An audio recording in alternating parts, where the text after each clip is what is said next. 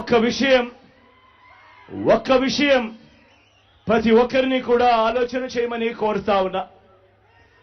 ఆ దివంగత మహానేత మీద, నాన్నగారి మీద కక్షపూరితంగా, కుట్రపూరితంగా ఆయన చనిపోయిన తర్వాత ఆయన మీద కేసులు పెట్టింది ఎవరు? ఆయన కుటుంబాన్ని టార్గెట్ చేసింది ఎవరు? ఆయన పేరును చివరకు సిబిఐ ఛార్జ్ షీట్ లో కూడా పెట్టింది ఎవరు? ఒక వైఎస్ఆర్ లెగసీని, ఒక వైఎస్ఆర్ ను ఉండకుండా చెయ్యాలని చూస్తా ఉన్నది ఎవరు? ఒక వైఎస్ఆర్ కుటుంబాన్ని పూర్తిగా అనగదొక్కాలని, వారు ఇక లేకుండా చూడాలని కుట్రలు పన్నింది ఎవరు?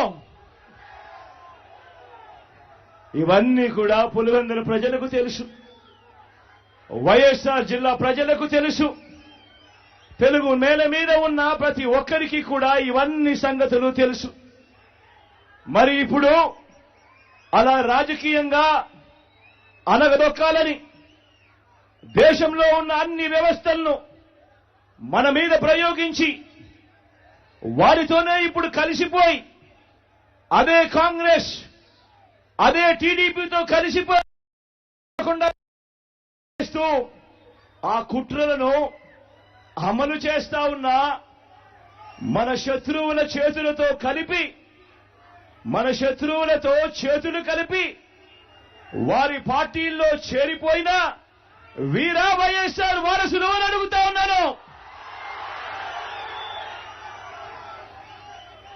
ఒక్కటి ఆలోచన చేయమని కోరుతా ఉన్నా మీ అందరితో కూడా.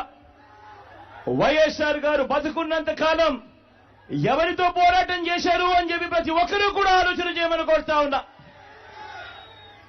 వైఎస్ఆర్ ను ప్రతి గ్రామంలో అభిమానించే ప్రతి అభిమాని, వైఎస్ఆర్ ను ప్రతి గ్రామంలోనూ అభిమానించే ప్రతి కార్యకర్త ఎవరితో యుద్ధం చేశారు అని చెప్పి ఆలోచన చేయమని కోరుతా ఉన్నా.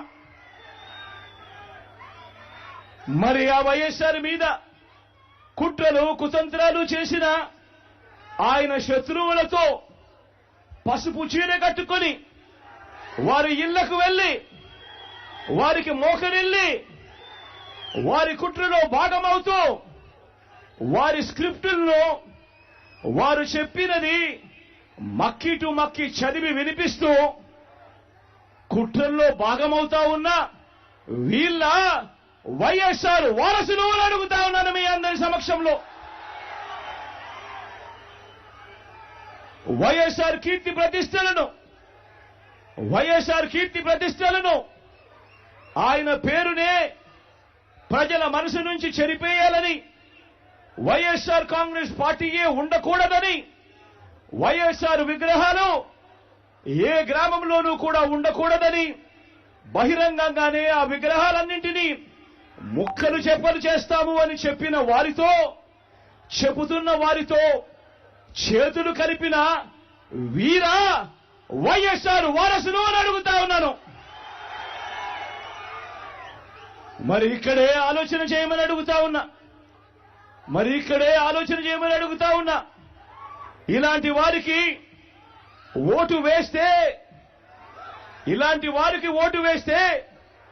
వైఎస్ఆర్ లెగసీకి ఓటు వేసినట్ట, లేక ఇలాంటి వారికి ఓటు వేస్తే వైఎస్ఆర్ పేరును కనబడకుండా చేసే కుట్రల కార్యక్రమానికి ఓటు వేసినట్ట అన్నది ప్రతి ఒక్కరూ కూడా ఆలోచన చేయమని కోరుతా ఉన్నా.